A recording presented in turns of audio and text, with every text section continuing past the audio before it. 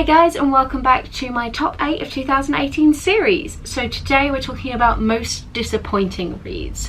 Now, before you get all grumpy in the comment section, this is not a list of the worst books that I read in 2018. I'm not going to be doing a list like that. These are books that I was looking for something from them that they didn't deliver. There was potentially a mismatch going in from my expectations, whether it be that the cover didn't do it or the hype around it brought my attention in a different direction, or just something like that. You know, I was expecting a different thing from given the author's name, and I just wanted to have a chat about ones that I felt a little bit cheated by because I was expecting something different going in. You know, with having said that, I think all of these books are technically well written and technically good, and I did actually enjoy the process of reading a lot of them. However, I wanted something more or a little bit different. So these are not bad books by any stretch of the imagination. The first book I read of the entire year was The Book of Dust by Philip Pullman, and this might be the most disappointing for me on the entire list, just because of how much I normally love Philip Pullman's work. So this is a prequel to his Dark Materials series, and that is where for me the disappointment lies. So we're jumping back into the world of Will and Lyra and the demons and everything that comes with that. However, it is when Lyra is a baby. It really focuses instead on her journey to get to Oxford and to Jordan College, where she ends up growing up. My big issue is that I think prequels are problematic in general because the author wants to bring something new to the table, but by doing so can quite often contradict something that happened later down the line in the stuff that was originally canon first. J.K. Rowling, I'm looking at you. You do this too, love. With this, I just think that Philip Pullman is trying to do too much with some of the concepts of the demons, and in doing so he ties himself up in knots. I also think this just is lacking in plot. Like, it's a huge book, and I couldn't really tell you what happened. Just some events occurred, there might have been a bad guy, some kind of flood thing. Like, it just felt very disjointed and strange, which in comparison to the tightly woven, really intricate plot of his Dark Materials, which screams of somebody who cares and is really focused on where their character's going and what they're doing, this felt sloppy. This felt like a money grab, personally. I know that this is book one of a whole series that he's planning, like another full trilogy that is supposed to like sandwich the events of his Dark Materials, so potentially it's setting up stuff that further down the line will become more apparent. But as a standalone novel by itself, I was deeply disappointed. Another one that I felt really cheated by because of the fact that I know that I love the author so much is Han Kang's The Vegetarian. So I read Han Kang's other book, Human Acts, and absolutely adored it, so had very high hopes going into this one. So Han Kang is a Korean author, and this book looks at the life of a woman who decides to become vegetarian in Korea. I think it's South Korea. And as from what I gather from Korean culture, being a vegetarian is not something that is normally done. And it's definitely a lot less socially acceptable than it is in some of the Western countries. Now, the story actually is told from 3 different points of view, looking in on this woman. So we follow her husband, her sister or sister-in-law, and then there's another one who I can't quite remember their relationship to them. Basically, it becomes a bit of a grotesque look at her and food and the human body and the female body, and it just made me deeply uncomfortable the entire time I was reading it.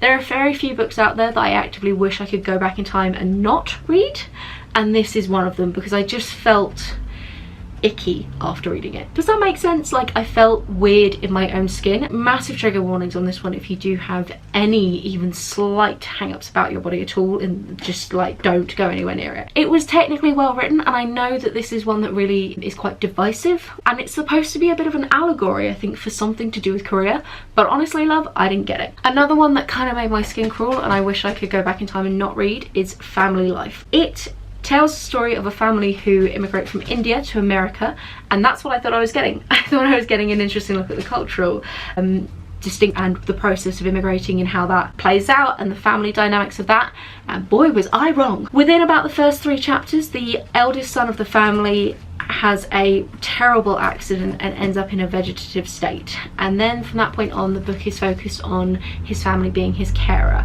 and his younger brother is who we view the whole book from, and it just made me again really uncomfortable. I have never personally had to care for somebody before like that, especially not for an extended period of time. I don't know if this is the kind of thing where I'm just the wrong audience for it, but there were so many scenes in it that just made me feel very uncomfortable. Uncomfortable is probably the best word for it. About human life and about the value of human life, and the rage that the younger brother had directed at his older brother about the situation he was in, and just some of the scenes between them was absolutely awful to read and made me feel just sick in my soul personally. I would be really interested to hear the opinion of somebody who has cared for somebody else having read this, and I might go back and kind of look at some more reviews of it. But for me personally, as somebody who was expecting a story essentially of travel and immigration and cultural clashes, and that was what I thought I was walking into, this one just really came out of nowhere and blindsided me. So I was very disappointed in the book. The next one could get me a little bit of hate in the comments. We'll see. A book that I felt quite let down by is Vicious by V.E. Schwab. I'm sorry. Please don't hate me. I know that the entire internet seems to absolutely rave about this book, but I'm really sorry, it just didn't do it for me. Again, having said, I enjoyed the book. I did genuinely enjoy reading. It was perfectly pleasant, but the amount that people raved about it, I was expecting to love it and I just didn't. And I think it really comes down to what the focus of the book is and what I was expecting going in. So for those of you who don't know, it tells the story of Eli and Victor, who were roommates and are now mortal enemies, and they've unlocked the ability to have some form of supernatural power, basically by getting close to death. And that was the bit that I was interested in. I wanted to know more about this process, how the powers worked, what their limitations were, all sorts of different things like that, and I really wanted to dive deeper into that world, and that's what I was expecting. And instead it really is just more of a look at Victor and Eli's relationship over the years, and it's a character-driven book, which is something that doesn't normally float my boat anyway, and when I'm expecting a massive amount of world building and it doesn't deliver, I just felt disappointed. Another one where I just didn't really get the hype was The Essex Serpent by Sarah Perry. Again, I enjoyed it, it was absolutely fine, but I got left with this feeling of why did I even bother at the end? Like, it didn't feel like it went anywhere. There was no climax, there was no big moment. I'm a plot driven girl, I'm sorry, I like my stories to have a really strong plot. And this one for me didn't. It felt like it was more of a character study again. So it's a historical fiction, set mainly in Essex as the name suggests, and there is some kind of serpent creature on the loose potentially. There's this whole mythology around it, and a lot of people in the village are very scared. So William is a man of God and Cora is a woman of science, and it's how they come together over this potential mythical creature that is preying on the village, and it's just sort of a look at the two combined. I love history of ideas. It should have really been up my street. I really enjoy historical fiction, but it just fell flat for me, as I've stated. One that I was disappointed about because of the hype to do with the movie was Ready Player One by Ernest Cline. It is a post-apocalyptic world where we pretty much hang out exclusively in a VR headset, VR reality called Oasis. And the idea is that the creator of the Oasis died a few years ago, and his will was left to the person who could crack his code, find his Easter eggs, basically know the most about his life, and for him that comes down to 80s pop culture. We follow our main character Wade, who is trying to work out what the answer is to this massive riddle. My big problem was I felt that the pop culture was lazy. This felt like it could have been a really cool post-apocalyptic book, but Ernest Cline couldn't really be bothered to come up with his own world, so in doing so just hijacked onto 80s pop culture instead. Why bother explaining what something looks like when you can just go, hey look, it's the opening scene of Ferris Bueller's Day Out?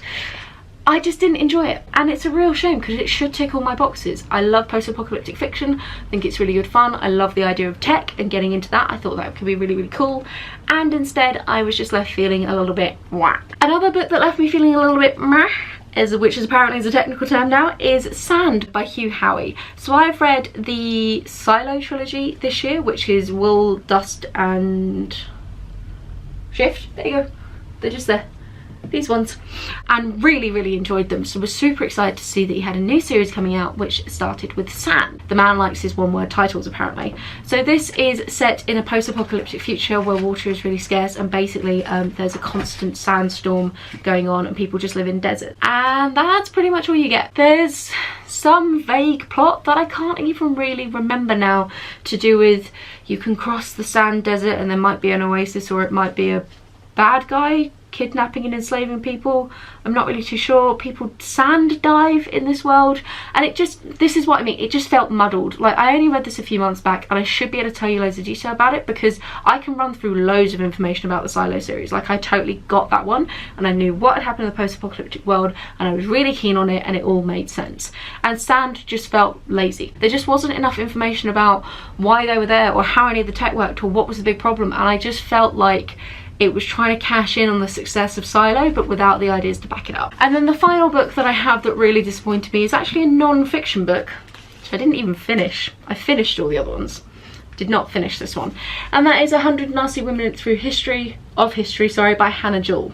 So this I was going to read in non-fiction November, and in theory it's just little biographies of 100 cool badass women in history. Sign me up, I'm totally on board.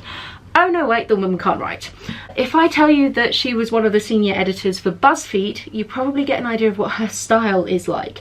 There is no substance to this book whatsoever. All of the biographies just gloss over any of the actual historical information that I'd want to know. For example, one of the very early ones, I only read about 10 or 15 women's biographies, talks about a war that was happening between two of the main countries, and basically the woman was like a general or something and was very cool in the war. And instead of actually telling you the information about, you know, what was the war about and how did it go and what was happening, it just went, there was some kind of war thing, blah blah blah, and then continued. And you're like, no, not blah blah blah, I want to know that. I want to know about these women. You can't just gloss over all this information. And I don't know whether it was that Hannah Jewell didn't do enough research for this book and instead went for a breadth rather than depth approach, and in doing so meant that she couldn't talk anymore about any of these women because she didn't know the facts, which is lazy. Or she did do the research and came to the conclusion that the reader wouldn't care, and in doing so just wiped that out anyway, which is in poor taste, I think, and does a disservice to all of these women. So I'm not going to finish this book. I don't even really know why I still have it on my shelves. I'll probably unhaul it as soon as I do another unhaul. And it really annoyed me because I should love this book. Like, it should be absolutely perfect, and it should be a jumping off point to learn loads of cool information about these women to then go find out more about them. And so there you have it. Those are my top 8 most disappointing reads of 2018, ones that I would not recommend that you check out. However, if you have read any of these and you have any conflicting opinions on this, come at me, V Schwab fans, then put them in the comments down below. Like, subscribe, all that jazz, and I hope you're having a wonderful day, and I will see you tomorrow. Bye!